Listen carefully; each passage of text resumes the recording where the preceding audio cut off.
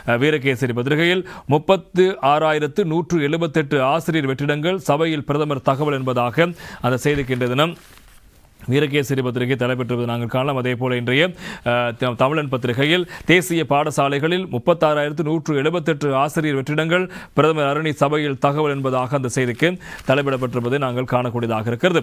நாடு முழுவதும் மாகாண மற்றும் தேசிய பாடசாலைகளில் 36,178 ஆசிரியர் வெற்றிடங்கள் நிலவுகின்றன. பட்டதாரிகளை ஆசிரியர் சேவைக்கு இணைத்துக் கொள்வது துரிதமாக நடவடிக்கை எடுக்கப்பட்டிருப்பதாகவும் பிரதமரும் கல்வி உயர்கல்வி மற்றும் தொழிற்கல்வி அமைச்சருமான கலாநிதி ஹரணி அமரசூரிய அவர்கள் நேற்று செவ்வாய்க்கிழமை நடைபெற்ற பாராளுமன்ற அமர்வில் இந்த விடயங்களை சுட்டிக்காட்டியிருப்பதாக அந்த செய்திகளும் தொடர்வதை நாங்கள் காணலாம். சஜித் பிரேமதாச எதிர்க்கட்சி தலைவர் அவர்கள் எழுப்பிய கேள்விக்கு பதிலளிக்கும் போது இந்த விடயங்களை அவர் சுட்டிக்காட்டியிருக்கிறார்.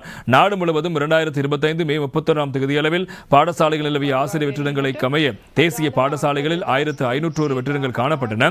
அத்தோடு மேல் மாகாணத்தில் 4,630 வெற்றிடங்களும், தென் மாகாணத்தில் 2,513 வெற்றிடங்களும், மத்திய மாகாணத்தில் 6,318 வெற்றிடங்களும், வடமேல் மாகாணத்தில் 2,990 வெற்றிடங்களும், ஊவாவில் 2,780 வெற்றிடங்களும், வடமத்தியில் 1,568 வெற்றிடங்களும், கிழக்கில் 6,631 வெற்றிடங்களும், சர்வ மாகாணத்தில் 3,994 வெற்றிடங்களும், வட மாகாணத்தில் 3,271 வெற்றிடங்களும் என்ற அடிப்படையில் மொத்தமாக 36,176 ஆசிரியர் வெற்றிடங்கள் நிலவின. இதேவேளை எதிர்காலத்தில் தேசிய பாடசாலைகளுக்கு விஞ்ஞானம், கணிதம், தொழில்நுட்பம், வெளிநாட்டு மொழிகள் மற்றும் உள்ளிட்ட பாடங்களுக்கு நியமனங்கள் வழங்கி வைக்கப்படவிருக்கின்றன. அத்தோடு ஆசிரியர் சேவை வெற்றிடங்களை நிரப்புவதற்காக பிரதமரின் செயலாளர் தலைமையில் அரசு சேவை நியமன குழுவின் ஊடாக அதற்கான நடவடிக்கைகள் மேற்கொள்ளப்படும் என்பதாகவும்